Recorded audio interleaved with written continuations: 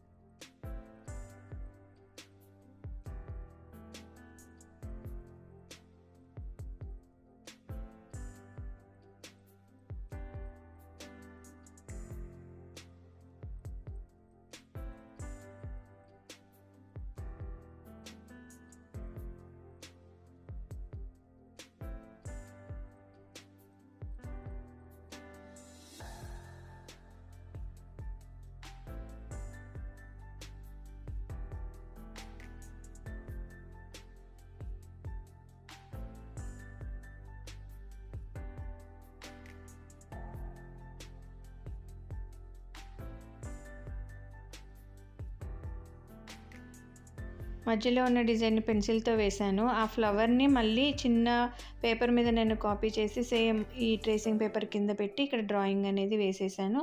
మళ్ళీ మిగతాది pencil drawing వేసుకోవాలి.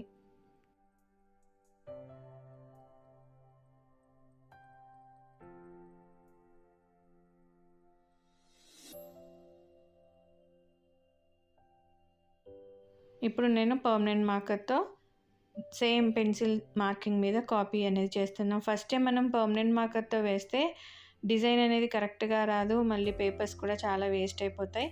సో పెన్సిల్ అయిందనుకోండి మనం రబ్ చేసుకోవచ్చు. అందుకని పెన్సిల్ డ్రాయింగ్ వేసి తర్వాత పర్మనెంట్ మార్కర్తో కాపీ చేసుకోవాలి.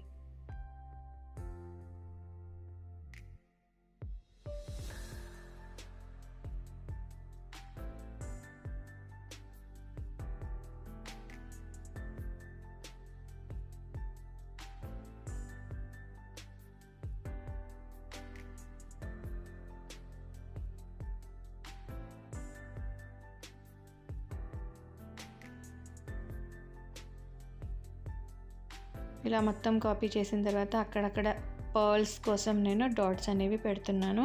సో ఫస్ట్ రైట్ సైడ్ అయితే మనం పెన్సిల్ డ్రాయింగ్ పర్మనెంట్ మార్కర్తో కంప్లీట్ చేసుకున్నాం కదా.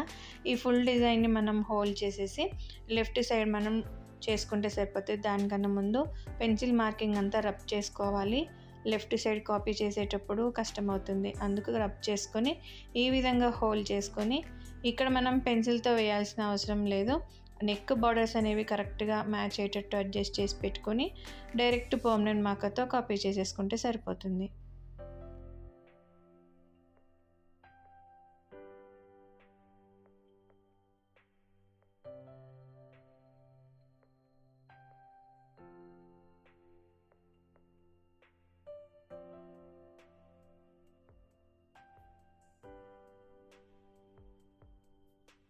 ఇలా ఫుల్ నెక్ మనం కాపీ చేసేసుకున్న తర్వాత హ్యాండ్స్కేమో సేమ్ మిడిల్లో మనకి ఒక పెద్ద ఫ్లవర్, తర్వాత కంటిన్యూషన్ ఆ బార్డర్స్ ఈ బార్డర్స్ మ్యాచ్ అయ్యేటట్టు పెట్టుకొని మనం కాపీ అనేది చేసుకోవాలి.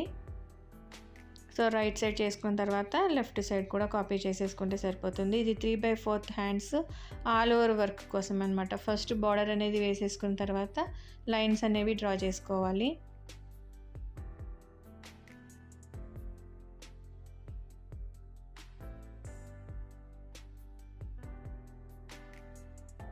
ఏదో ఒక సైడ్ లెఫ్ట్ సైడ్ లేదా రైట్ సైడ్ మనం కొంచెం కరెక్ట్గా డ్రా చేసుకున్నామంటే ఇంకొక హాఫ్ సైడ్ కాపీ చేసుకోవచ్చు.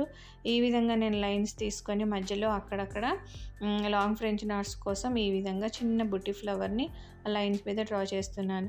సో ఈ విధంగా మనకి హ్యాండ్ అనేది 3/4 హ్యాండ్ డిజైన్ అనేది రెడీ అవుతుంది. మన దగ్గర మొబైల్లో ఉన్న డిజైన్ని చూసి మనం ఈ విధంగా హ్యాండ్స్, నెక్ డిజైన్స్ని డ్రా చేసుకోవచ్చు. మీకు ఈ వీడియో నచ్చితే లైక్ చేయండి, షేర్ చేయండి. ఛానల్ని సబ్స్క్రైబ్ చేసుకుని బెల్ సింబల్ తప్పకుండా క్లిక్ చేయండి. Thank you for watching friends.